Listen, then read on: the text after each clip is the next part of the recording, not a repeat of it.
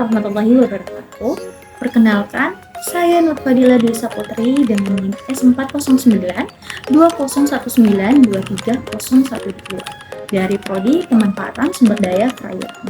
Kali ini saya akan membuat video penugasan midtest untuk mata kuliah Kimia Dasar yang diampu oleh Ibu Juliana Safani Sofyan, SSI, MPD.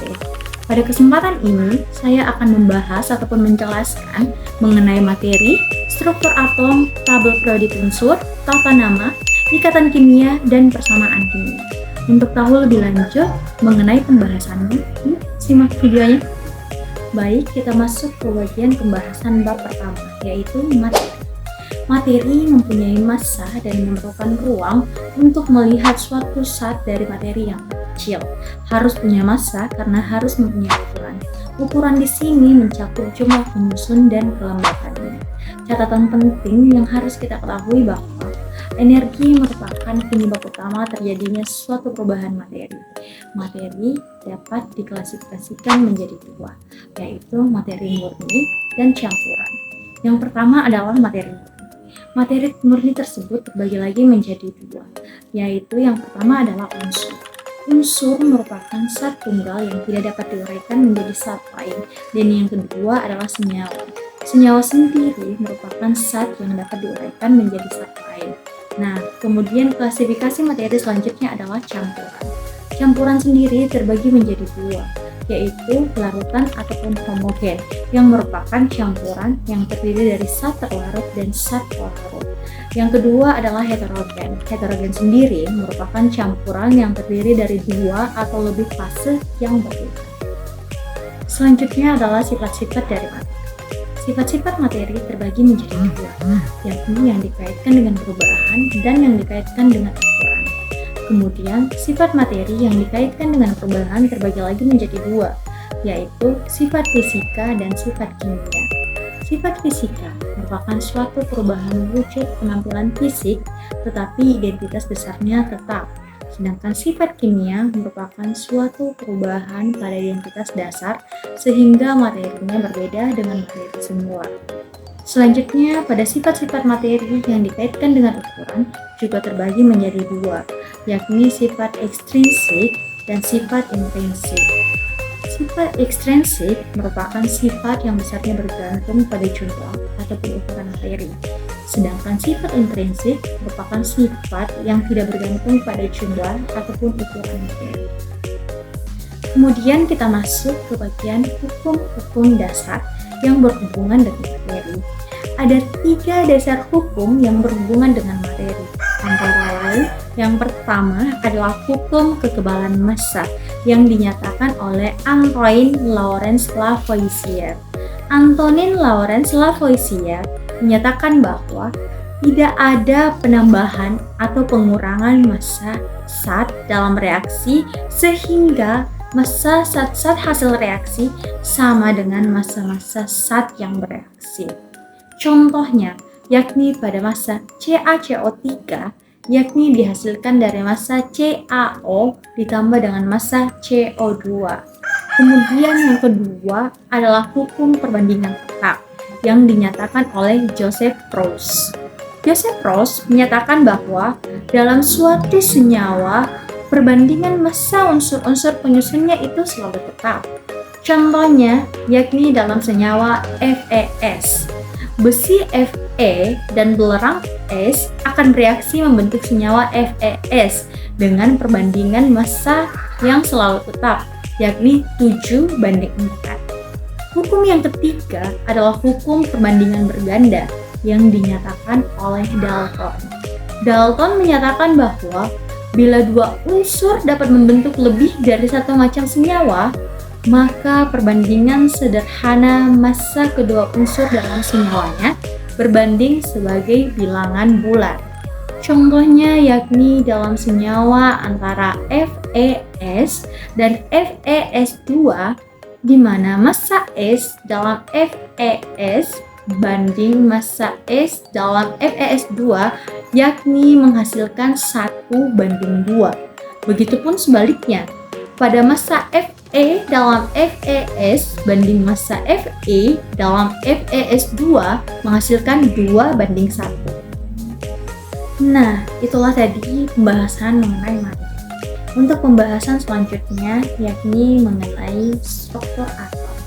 Langsung saja kita masuk pada pembahasan bab kedua, yaitu struktur atom. Nah, struktur atom memiliki 3 partikel penyusun atom.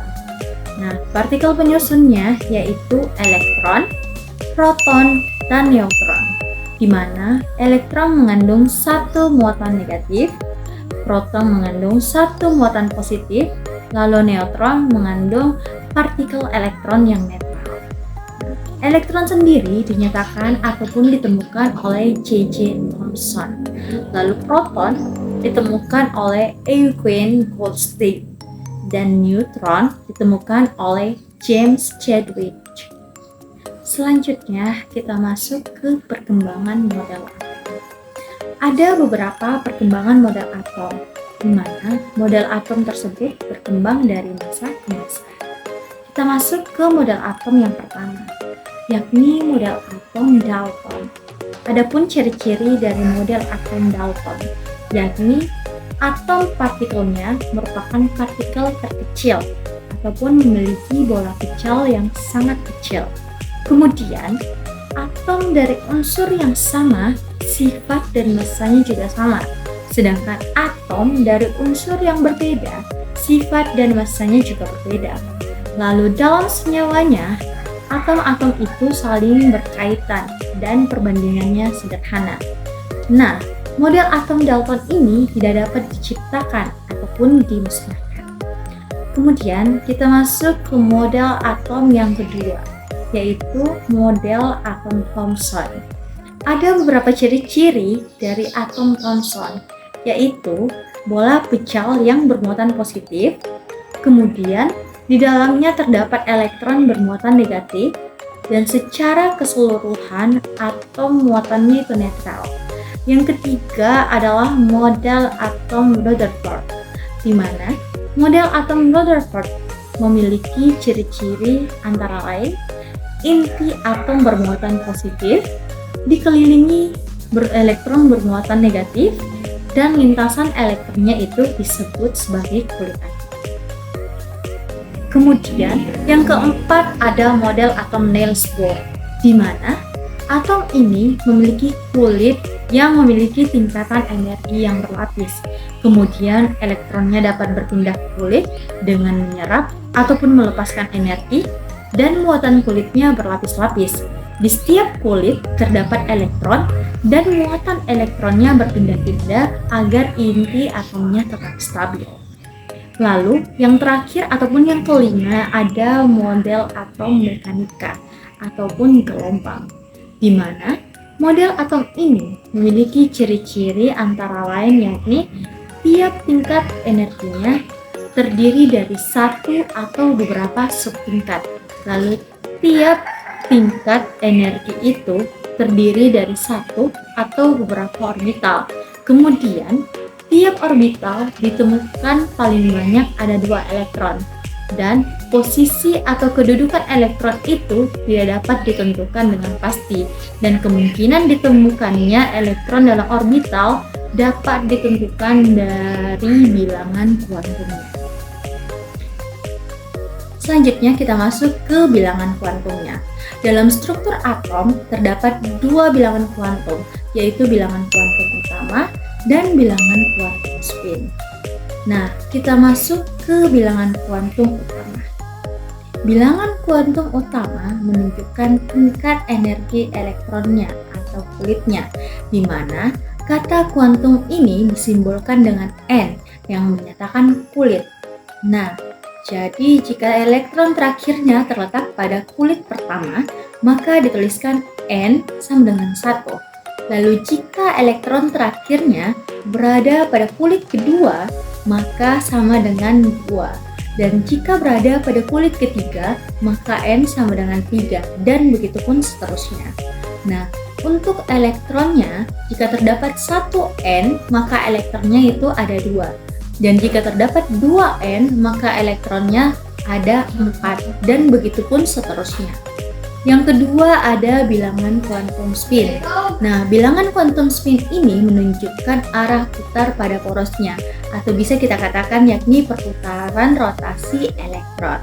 Nah, jika arah rotasi perputaran elektron yaitu searah dengan jarum jam, maka menghasilkan S sama dengan plus 1/2. Dan jika arah perputaran rotasi elektronnya tidak searah dengan jarum jam, maka S sama dengan minus 1/2. Nah, kita masuk ke konfigurasi elektronnya. Pada konfigurasi elektron terdapat 4 aturan, yakni yang pertama ada aturan Aufbau.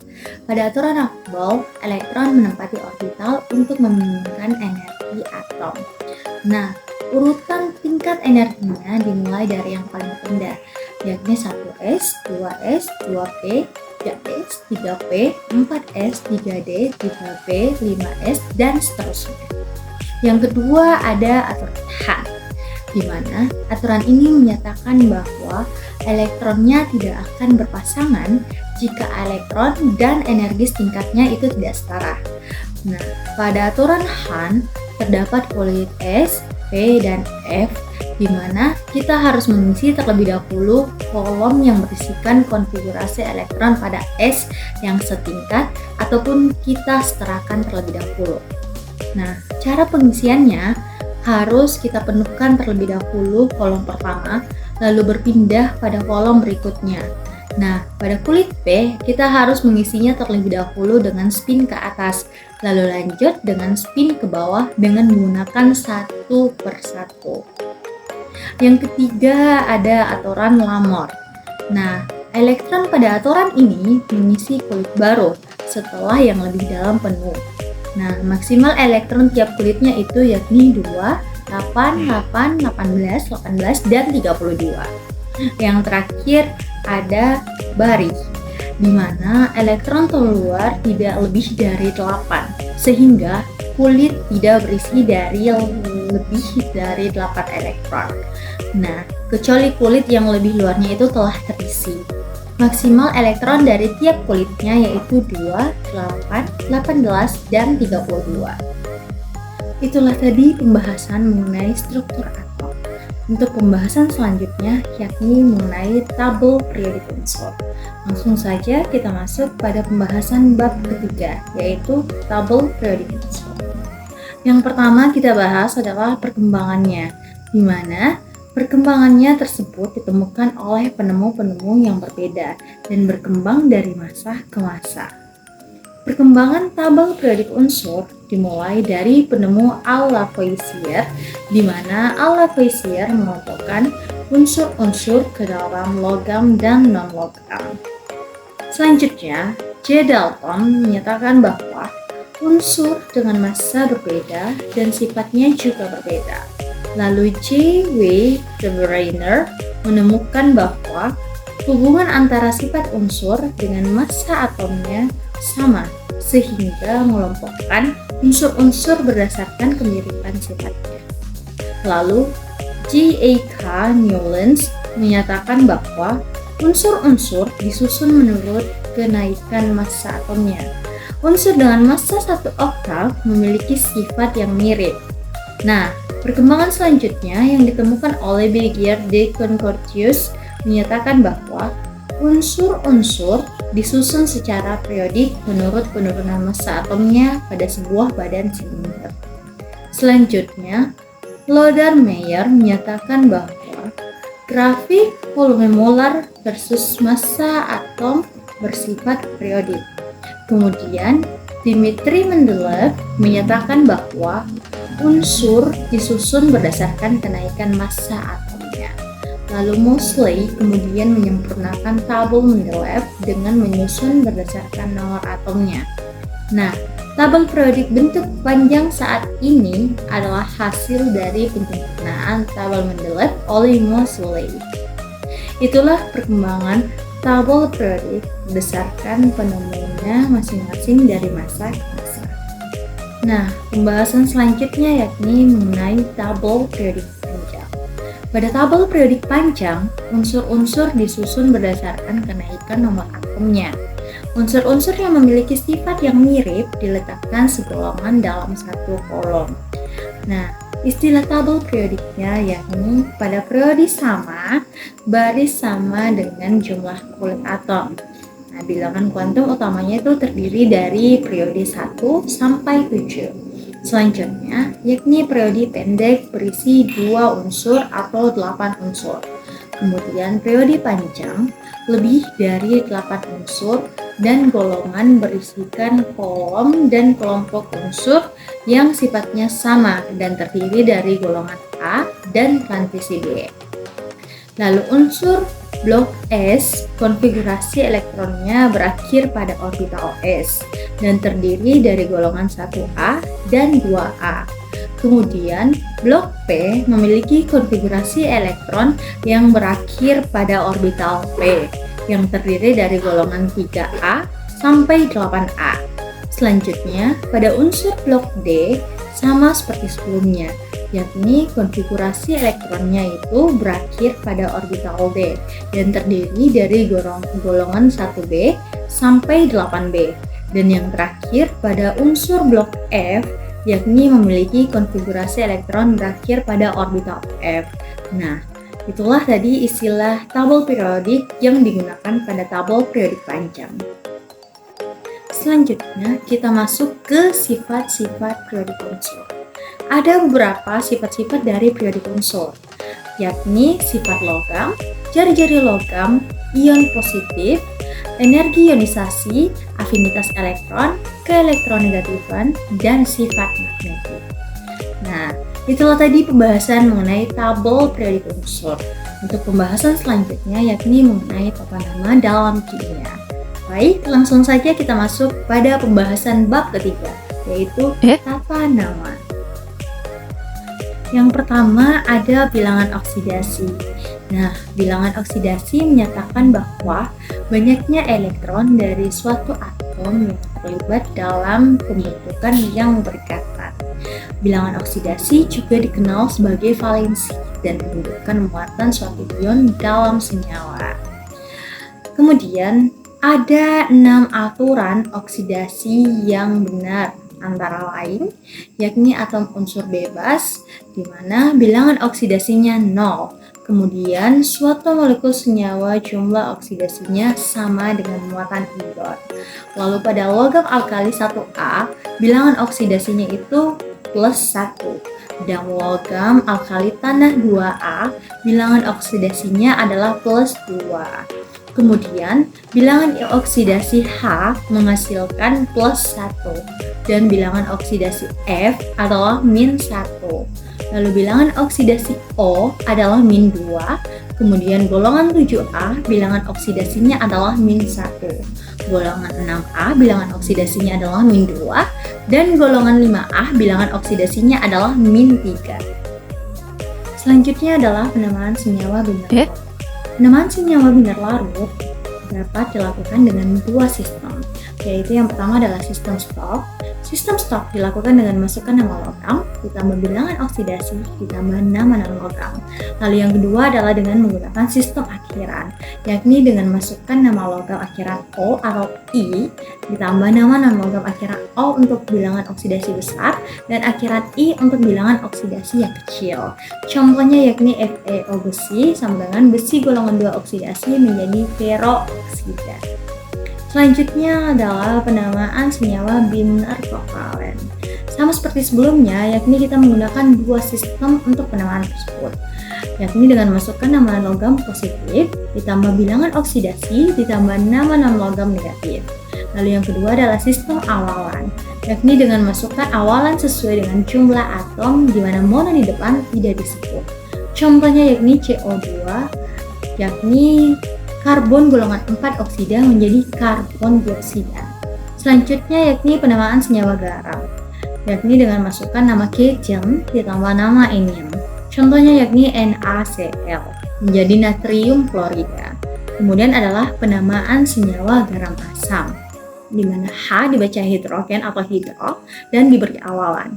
Contohnya yakni CaHPO4, yakni kalsium hidrogen fosfat menjadi kalsium hidrofosfat. Selanjutnya adalah penamaan senyawa garam basa, di mana OH pada penambahan ini dibaca hidroksida dan diberi awalan. Nah, awalan pada bacaan tersebut tidak disebut. Lalu selanjutnya adalah penamaan senyawa garam rangkap, di mana kita memasukkan nama kation 1 ditambah nama kation 2 ditambah nama anion ditambah hidrat diberi awalan. Penamaan selanjutnya adalah penamaan senyawa garam kompleks cation, yakni dengan memasukkan nama ligan diberi awalan, ditambah nama cation pusat, ditambah nama anion.